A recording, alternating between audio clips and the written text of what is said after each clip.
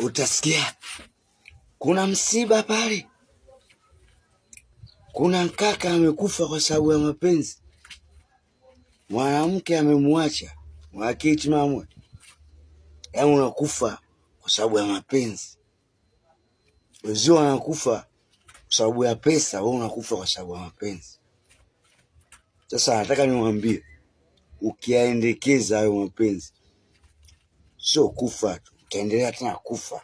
Haki ukifika kwa Mungu huko unakutana tena na watoto wazuri, unaanza tena kuingia kwenye mapenzi, unakufa tena, watakuua mpaka basi. Mbwa wewe. Kwanza si wapi pole waliokufa kwa ajili ya mapenzi. Yeye anachosema Mungu, tia virungu. Tia virungu vya kutosha. Huwezi kufa kwa ajili ya mapenzi. Kufa kwa ajili ya swala, kufa kwa sababu ya hela, uzi.